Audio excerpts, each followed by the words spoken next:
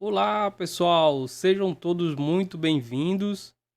Eu sou o Helton e eu estou gravando uma série de videoaulas para ajudar você que quer se tornar um desenvolvedor de software. Isso mesmo, um desenvolvedor de software full stack, aquele cara que mexe na aplicação do início ao fim, beleza? Então, eu vou criar uma série de vídeos ensinando a você que está começando agora todos os passos que você precisa aprender para se tornar um desenvolvedor full stack, tá bom? Então, o primeiro vídeo que eu estou fazendo é justamente ensinando a você o básico do básico que todo mundo aprende lá no curso técnico em informática ou no início da faculdade, que é aprender como o computador funciona. Então, hoje vamos falar sobre fonte de computador. E por que que isso é importante? Bom, a gente sabe que sem energia o computador não funciona, certo? Então, a gente precisa entender e ter o controle sobre os componentes do computador. Uma vez que a gente está se formando aí na área de desenvolvimento, a gente precisa entender como o computador funciona do início até o fim, desde o momento que você liga ele na tomada até o momento que você programa ele para fazer alguma coisa e automatizar algum processo, certo? Então vamos começar do início, como se liga o computador. Para ligar o computador, a gente precisa de uma fonte. A fonte normalmente já vem instalada no gabinete, mas às vezes a gente precisa trocar essa fonte porque queimou. Às vezes a fonte queima do computador e a gente precisa realizar a manutenção. A manutenção não, a troca, porque não é viável fazer manutenção. Então a gente entende que é importante você saber, porque você tem que conseguir identificar pelo menos se a fonte está queimada ou não, se ela está ligando, qual é o modelo, se é AT ou se é ATX, qual que é a diferença entre esses dois modelos. Uma outra coisa que a gente precisa identificar é qual fonte a gente precisa escolher para suprir a necessidade da nossa placa-mãe.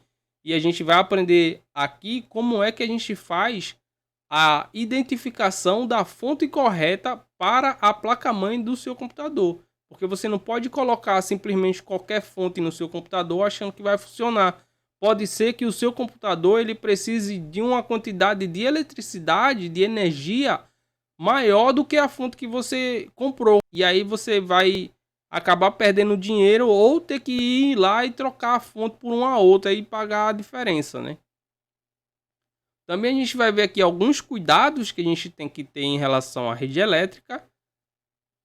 Os tipos de fontes que são bivolt com a chave seletora, onde a gente pode ligar e onde a gente não pode ligar o computador, falar sobre o selo 80 Plus e testar o funcionamento de uma fonte, tá bom? Então vamos lá. Esse aqui é o modelo da fonte no padrão AT. Deixa eu ver se eu consigo colocar aqui um... Deixa eu pegar uma canetinha aqui para eu conseguir explicar melhor. Pronto. Então, tá vendo aqui, ó, nos conectores, a fonte em si, ela sempre vai ter esse modelo aqui, esse padrão aqui. Ela sempre vai ser representada nessa forma aqui. O que vai mudar no padrão AT é esse conector aqui dela.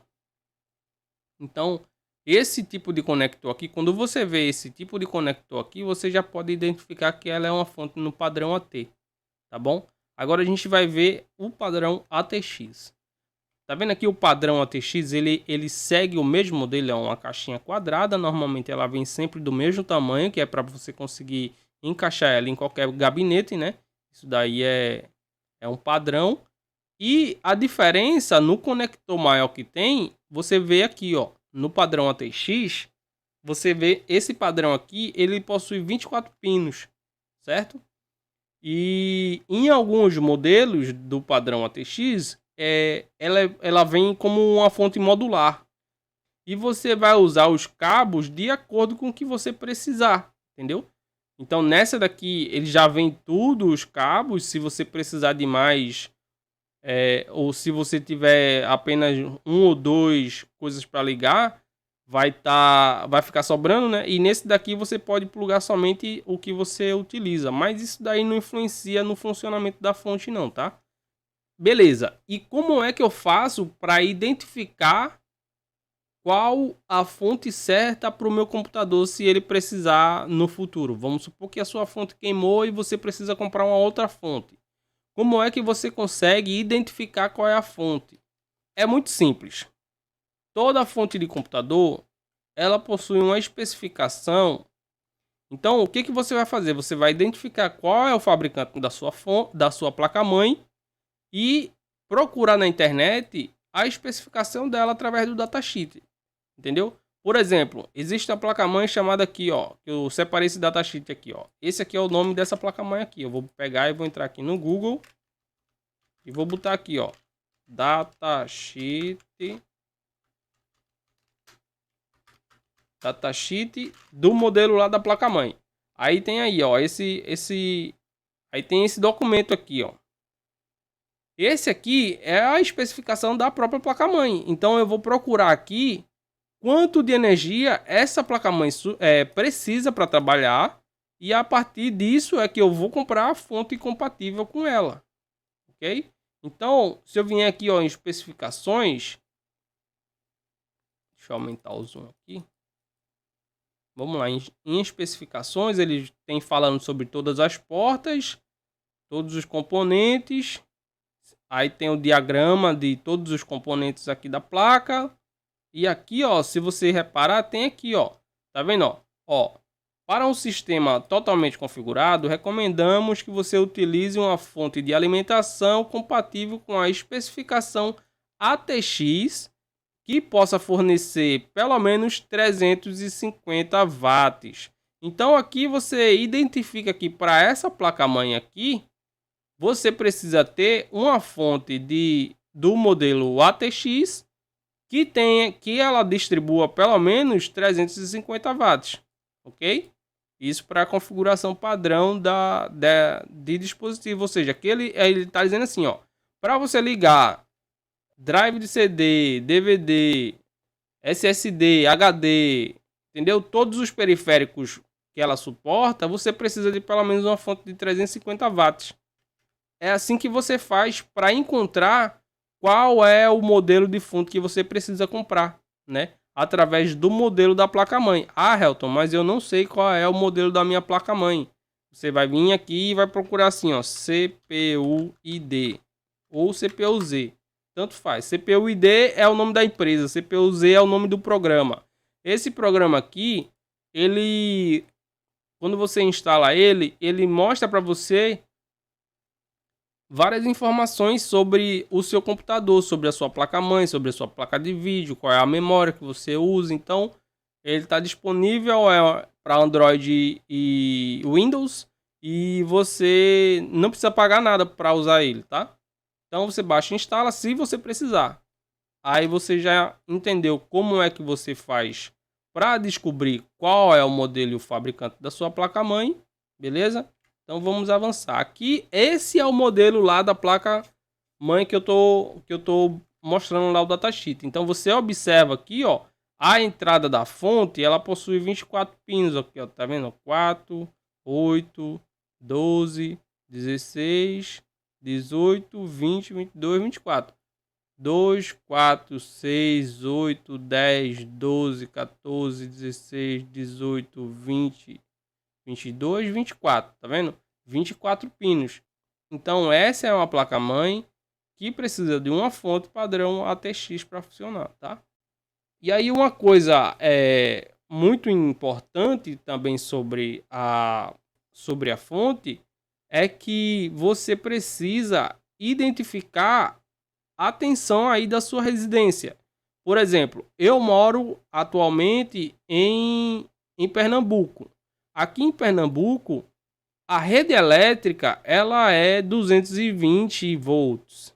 Lá em São Paulo, eu morei em São Paulo por um tempo. Lá em São Paulo já não. Lá em São Paulo é 110. Então, dependendo da região que você mora, você vai ter que ajustar essa chave seletora aqui para a voltagem da sua região. E aí, nessa parte aqui, é que geralmente as pessoas queimam a fonte. Muito importante isso aqui, porque as pessoas dão uma bugada na hora de de virar essa chavinha aqui. Porque pensa comigo, olhando assim, quem é 220 e quem é 110? Se eu estou vendo aqui o valor, significa que esse é o valor selecionado. Às vezes as pessoas falam assim, ó, não, para usar o 110, eu tenho que mover para o lado do 110. Não, tá errado. Você tem que estar vendo o número e aquele número que você está vendo é o número da voltagem que está selecionado, certo? Então, muitas pessoas têm esse problema. Ah, eu moro onde é 220 até 230 volts. Aí ela pega aqui, ó, tá vendo aqui o 220, 220 aqui, então vou virar para cá. Aí a fonte fica em 110. Aí quando ela liga, acaba queimando a fonte, entendeu? Então, o número que você tá vendo é o número que está selecionado aqui. A sua chave, ok? Vamos avançar. Aí, depois do cuidado que você tem que tomar na hora de selecionar a tensão da sua rede elétrica, você precisa saber que você não pode simplesmente pegar a sua fonte e meter ela direto na tomada. Pode até ser que funcione, mas vai danificar o seu computador com uma facilidade muito grande. Por quê? No Brasil, a rede elétrica ela não tem uma qualidade muito boa. Então, existe oscilação na rede elétrica, certo? Então, você precisa normalmente de um equipamento que estabeleça essa oscilação da rede elétrica para que o seu computador não fique indo e voltando, desligando e ligando, entendeu? Aos olhos humanos, isso daí é quase que imperceptível. A gente não consegue ver quando está oscilando. Às vezes dá aquela piscadinha assim na luz, às vezes a gente consegue. Porém, muitas vezes a gente não consegue. É tão rápido que a gente não consegue. Mas o computador ele acaba tendo problema se isso acontecer com uma frequência muito grande. Então, o que a gente faz para corrigir esse problema? Muita gente usa o estabilizador, que ele estabiliza a tensão. Existem muitos fóruns na internet que hoje em dia não recomendam a utilização de estabilizador, certo? Porque dizem que faz justamente o contrário, né? Que ele não estabiliza nada. Porém, até o momento eu uso estabilizador, nunca tive problema, certo? E outras pessoas também utilizam no break. Por exemplo, se você tem aí um servidor na sua empresa ou na sua residência, você precisa usar o no break. Por quê? Primeiro, servidores são equipamentos mais caros. Se ficar essa coisa de desliga, desliga e liga, liga, vai acabar queimando o equipamento e você não quer ter esse prejuízo, né? Então, um no break ele evita que a rede caia, né? Que fique ligando e desligando. Além disso, que se cair a energia mesmo, se porventura faltar energia aí onde você mora ou na sua empresa, não vai desligar tudo de uma vez. Pelo menos o servidor ainda vai ficar ligado ali e você vai ter a oportunidade de ir lá e desligar ele manualmente, entendeu? Ou de repente nem desligar, né? Porque o no break ele consegue aí segurar o equipamento ligado por algumas horas. Então, existe aí o estabilizador ou no breaking. A diferença de estabilizador para no break é que o estabilizador ele não tem bateria, ele simplesmente estabiliza a corrente. O no break ele possui uma bateria, então se acabar a energia ele ainda consegue deixar o equipamento ligado. Aí, uma coisa que você nunca deve ligar é direto assim, ó, numa extensão, porque aqui, ó, parece que ela tem algum tipo de proteção, mas não tem nenhuma proteção. Então, sempre você dê preferência para ligar no filtro de linha, junto com o estabilizador, beleza? Agora, a gente tem que entender que algumas fontes mais atuais, ela vem com um selo 80 Plus. O que é o selo 80 Plus? Basicamente, o selo 80 Plus ele assegura que a fonte é capaz de apresentar eficiência de pelo menos 80% do que ela está dizendo. Aquela fonte que falava assim que ela servia até 350 watts, aquela fonte com esse selo 80 Plus, aqui o selo 80 Plus estabelece que aquela fonte ela foi testada e que realmente ela entrega aquela voltagem e que ela vai continuar entregando aquilo ali por um longo período de tempo, como é estipulado pelo fabricante lá. Então o fabricante fala assim que essa fonte aqui ela serve até 350 watts e ela tem aí um tempo de vida útil de 3 anos, 4 anos, 10 anos. Então o selo 80 Plus ele é uma espécie de bateria de teste que certifica que aquele equipamento realmente ele cumpre aquilo ali que ele está prometendo, beleza? Bom, e como é que a gente faz o teste? Vamos supor que deu um raio e zoou aí, alguma coisa parou de funcionar, beleza? Pode ser que tenha danificado o seu computador, pode ser que tenha danificado uma placa, um HD ou alguma coisa, e pode ser que ele tenha danificado somente a fonte, porque o computador ele é assim, ó.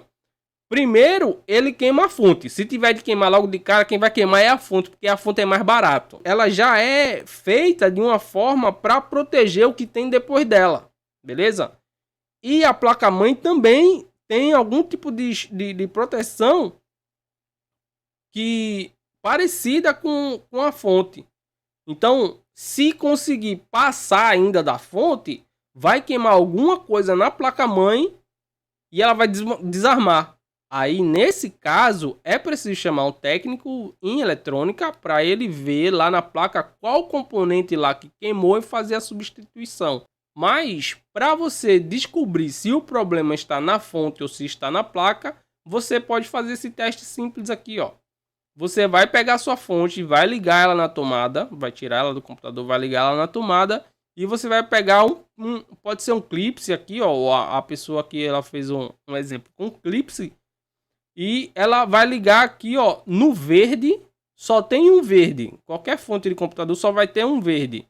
E no preto, qualquer um desses pretos. Então tá vendo aqui, ó, tem um verde e tem um monte de preto. Você vai ligar o clipe, uma ponta no verde e outra ponta em qualquer um desses pretos aqui, ó, qualquer um. OK? Vai ligar isso. Quando você ligar, a ventoinha da fonte aqui, ela tem que girar.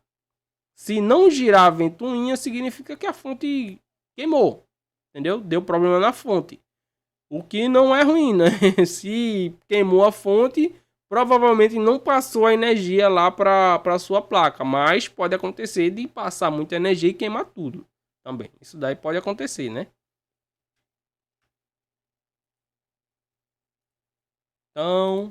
Então a gente aprendeu que o padrão ATX e o padrão AT é diferente na quantidade de pinos do encaixe maior da fonte, né? Entendeu a forma correta de comprar uma fonte, né? Você vai ver a especificação da sua placa no datasheet. Entendeu sobre as fontes bivolt, que ela tem diferença na rede elétrica, e também a questão da chave seletora, né? Dependendo de onde você mora, você tem que mudar a chave lá para a tensão que você mora aí. Os cuidados ao ligar, que é a questão da tomada, sempre liga no no-break ou no equipamento que vai estabilizar a corrente. Sempre dê preferência para ligar em filtro de linha, junto com o no-break ou com estabilizador.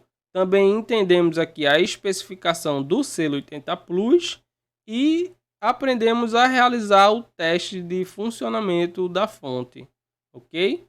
Então, na próxima aula, a gente vai aprender mais coisas legais sobre hardware básico.